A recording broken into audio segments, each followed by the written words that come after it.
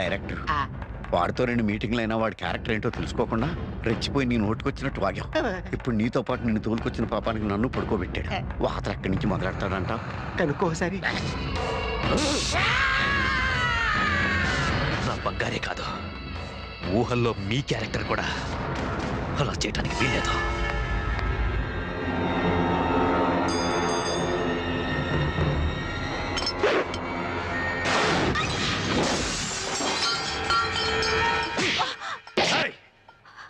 ఇప్పుడు నిన్ను కొట్టింది నువ్వు దాన్ని సరిగ్గా పెంచలేదని కాదు, దాన్ని కొట్టలేక నీ కూతురికి చెప్పు.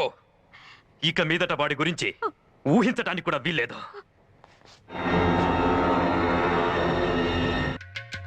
ఓం నమ శివాయ. ఏమేవ్ కుచల కుమారి, కుచల కుమారి. అమ్మా శ్రీరామచంద్ర నాయన.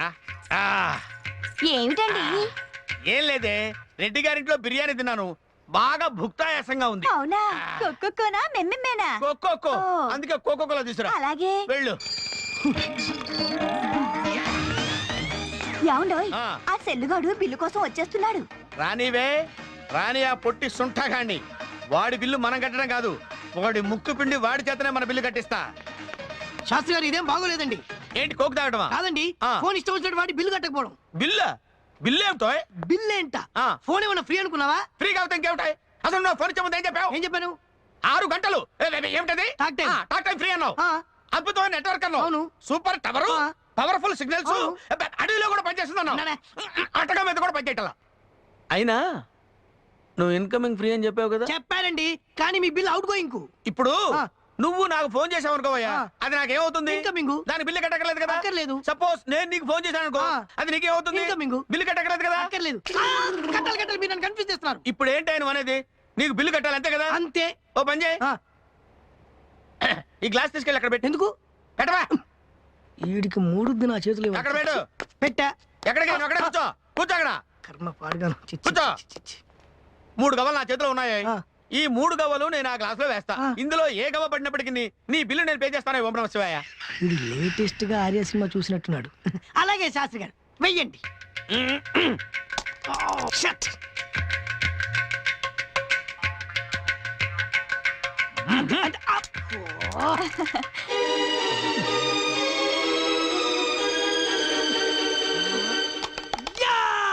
పడింది. శాస్త్రి గారు మీరు బిల్ కట్టాలి. నాకు మామూలుగా మాట మీద నిలబడే అలవాట్లేదు. అన్యాయం ఇది. ఏమిటి అన్యాయం? ఇప్పుడు నీ బిల్లు కట్టాలి అంతేగా? రెడ్డి గారికి ఫోన్ చేస్తానే. చెయ్యండి. దేనికి? బిల్లు కట్టడానికి. ఓహో, నమస్కారం రెడ్డి గారు. ఏమిటి మీరే ఫోన్ చేద్దాం అనుకుంటున్నారా? అయ్యా చెప్పండి. 100 ఎకరాల మామిడి తోట, 100 ఎకరాల కొబ్బరి తోట, లంకంత బంగ్లా, ఇవన్నీ ఇచ్చి మీ అమ్మాయి వివాహం చేయాలనుకుంటున్నారా? ఏమిటి పొట్టిగా ఉన్నోడు కావాలా? నల్లగా ఉన్నోడు కావాలా? కీచుకొద్దు ఎక్స్ట్రా క్వాలిఫికేషనా?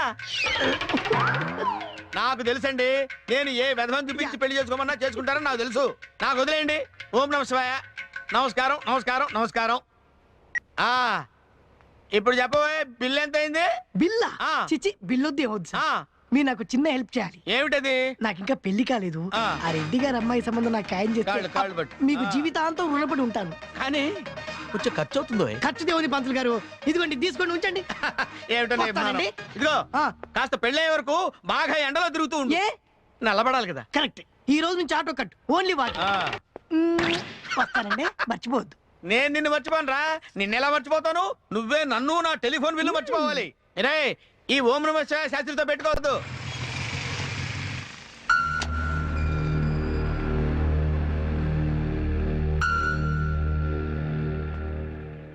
Excuse me. మీరు ఇలా మా ఇంటికి లోపలికి రానిస్తారా? అయ్యో రండి. అమ్మా, ఈయన మా సూపర్వైజర్ కిరణ్ గారు. నమస్కారం అండి. నమస్కారం బాబు. మీ మంచితనం గురించి మా అరుణ్ ఎప్పుడూ చెప్తూ ఉంటుంది. ఏం తీసుకుంటారు? Coffee, tea? వద్దండి, గతికితే అతకదంటారు. ఏంటండి, అర్థం కాలేదా? నేను ఇక్కడ ఊరికనే రాలేదు, పెళ్లి విషయం మాట్లాడడానికి వచ్చాను. మీకు అభ్యంతరం లేకపోతే అరుణ గారిని నేను పెళ్లి చేసుకుంటాను.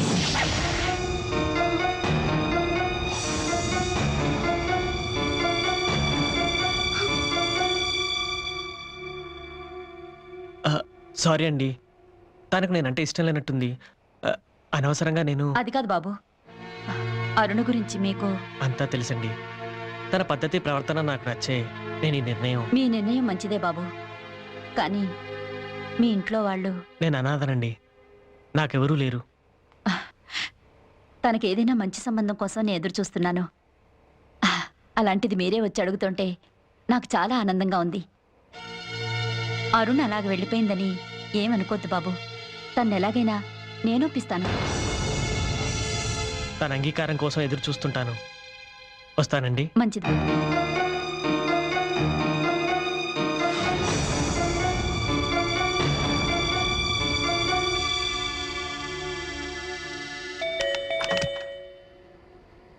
కిరణ్ లేడు, బయటికెళ్ళాడు. నువ్వు వస్తావని చెప్పాళ్లే, రా. నేనా? అవును, నువ్వు అతని ఫ్రెండ్వేగా. ఆ,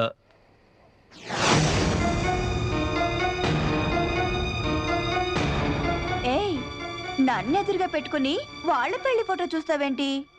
అంటే ఈ ఫోటో కిరణ్కి పెళ్ళి... పెళ్లి అయింది, ఆవిడ పైకి పోవడం కూడా అయింది. ఫ్రెండ్స్ ని నాలాంటి వాళ్ళ దగ్గర పంపిస్తే ఓకే, పెళ్ళని దగ్గరికి ఎవరైనా పంపిస్తారా? అందుకే ఆత్మహత్య చేసుకుంది పాపం. వాడు మాత్రం జనాలకి ఆరోగ్యం పాడే చనిపోయిందని చెప్తుంటాడు.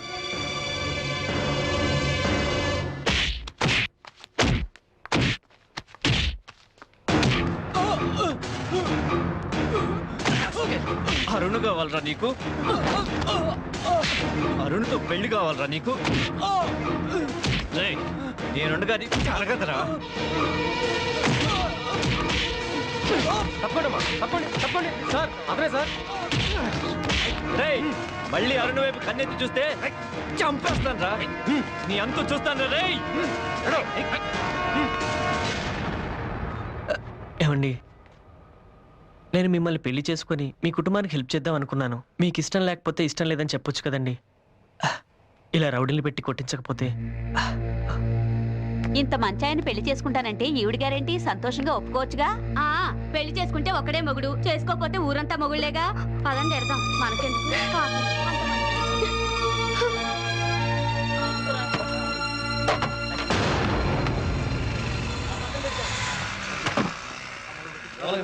సామాను ఉన్నాయి.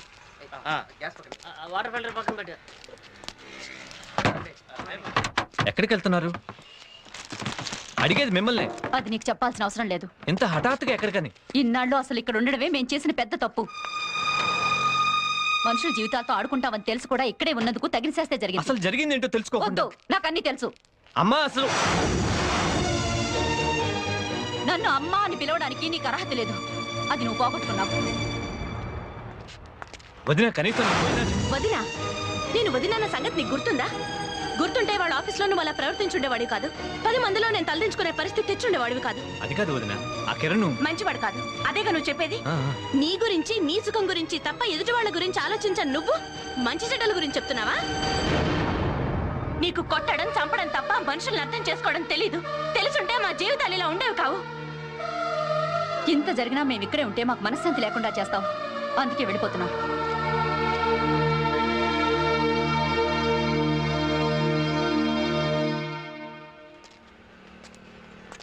అమ్మా, నేను ఇక్కడ ఉండటమే మీరు వెళ్ళిపోవటానికి కారణమైతే మీరు వెళ్ళొద్దు, నేనే వెళ్ళిపోతాను. మీ మనసులో నాకు చోటు లేకపోయినా, మీరు నాతో మాట్లాడకపోయినా నేను ఇంట్లో ఎందుకున్నానో తెలుసా? కనీసం మిమ్మల్ని చూస్తూ ఉండొచ్చని. అలాంటిది మీరే ఇక్కడి నుంచి వెళ్ళిపోతానన్నప్పుడు ఇక్కడ నేనెందుకమ్మా?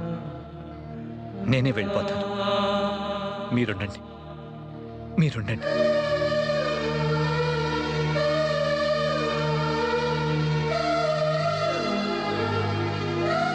ఒక్కసారి తప్పు చేసినవాడు ఎప్పుడూ తప్పులే చేస్తాడని అనుకోద్దు. ఏంటి శివ, వాళ్ళిద్దరు మీ అమ్మ వదిన, ఇంతకాలం నాకెందుకు చెప్పలేదు? ఏం చెప్పమంటావు? నన్ను కన్న తల్లికే నాతో మాట్లాడడానికి ఇష్టం లేదని చెప్పమంటావా? లేక నన్ను కొడుకులా చూసుకున్న వదినే నన్ను చూడటానికే అసహించుకుంటానని చెప్పమంటావు? ఏం చెప్పమంటావు? శివ, ఇన్నాళ్ళు నీ వాళ్ళకు దగ్గరగా ఉంటూ అనాథలా బతికావా? నా గురించి నీకు తెలిసింది చాలా తక్కువ వర్ష. అయిన వాళ్ళు ఎదురుగానే ఉన్నా ఆప్యాయతలు పంచుకోలేని స్థితిలో ఎందుకున్నానో నీకు తెలియదు. ఇప్పుడు నువ్వు చూస్తున్న శివ వేరు, ఒకప్పటి శివ వేరు. ఈరోజు నేను ఉంటున్నట్టుగా ఆ రోజుల్లో ఉండుంటే నా వాళ్ళు నాకు దూరం అయ్యేవాళ్ళు కాదు. జీవితంలో మంచి చేసేవాళ్లే ఉదాహరణ కాదు, తప్పు చేసేవాళ్ళు కూడా. అలాంటి ఉదాహరణే నేను.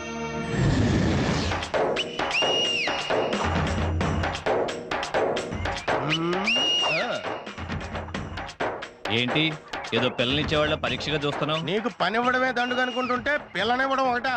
ఏదో మీ అన్నయ్య వచ్చి బ్రతిమలాడాడు కదా అని కోళ్ల ఫారం చూసుకుంటాడులే పంపని చెప్పాను. లేకపోతే నీలాంటి దొంగోళ్ళు పెట్టేవాడికి అడుగుతాడు ఉద్యోగం.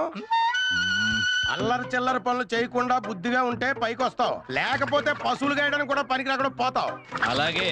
ఇక పోతే జీతం నెలకి 15,000, వారానికి 3 రోజులు సెలవు ఇవ్వాలి, మిగిలిన 4 days కి రోజుకి 500 బేటా ఇవ్వాలి. చాలా, లేకపోతే ఈ కోళ్ల ఫారం కూడా నీ పేరు రాసిచ్చేయాలా? ప్రస్తుతానికి అంత ఆశ లేదులే. చూడు, నాకు కొంచెం తెక్క ఎక్కువ, నీలాంటి వాడిని చూస్తే అది మరీ ఎక్కువైపోద్ది. అంచేత నా దగ్గర పనిచేసిన అన్ని రోజులు నోరు మూసుకొని చెప్పింది చేసుకో, ఇచ్చింది తీసుకో. అర్థమైందా? ఆ? ఏం చేస్తున్నావురా? ఇప్పుడు ఈ కోడ్ ఉంది కదా, దీన్ని ఇలా పట్టుకుని గోడ పక్కనున్న నా ఫ్రెండ్స్ కి అలా ఇసిరేస్తాను. నా కోడ్రా. అప్పుడు మా వాళ్ళు రన్నింగ్ లో వెళ్ళి రీటైల్ లో అమ్మేస్తారు. పని చేసే చోట దొంగతనమా? పనా? నీ దగ్గర? నేనా? మనం పని చేయాలంటే ఓనర్కి ఒక రేంజ్ ఉండాలి. చా. యా, అది నీకు లేదు. ఆహా. నీకే కాదు, ఇండియాలో ఎవరికీ లేదు. బా. అందుకే మనం దుబాయ్ వెళ్ళిపోవటానికి డిసైడ్ అయిపోయాం. దుబాయ్ వెళ్ళేవాడివి, మరి నా దగ్గరికి ఎందుకు వచ్చావు? నా గురించి నా బ్రదర్ దగ్గర నోటుకొచ్చినట్టు వాగేవంట కదా, అందుకే నీకు ఒక చిన్న పనిష్మెంట్ ఇద్దామని. ఏంటది? షో. ఒరే శివ, ఎందుకు నువ్వు ఆ ఉద్యోగంలో చేరలేదు? వాడి దగ్గర రోజులు కష్టపడి వేలు కాదరా సంపాదించాల్సింది, గంటల్లో లక్షలు లక్షలు సంపాదించాలి.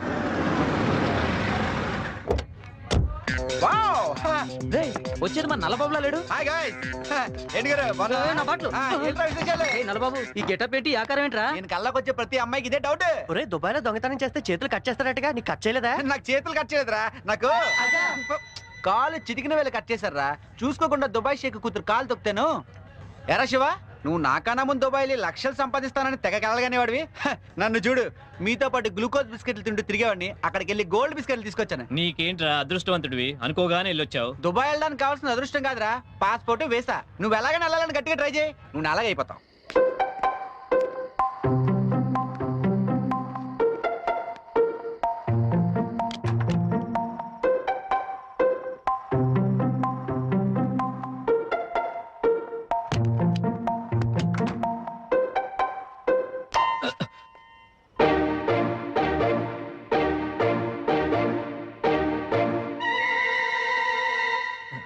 అమ్మా, నేనేమి తాగి కొంచెం వదిన, నువ్వు ఇచ్చిన రేషన్ డబ్బులు 3 cards లో మంద రైజింగ్ హ్యాండ్ కదా అని ఏకాదశి చేద్దాం అనుకుంటే మొత్తం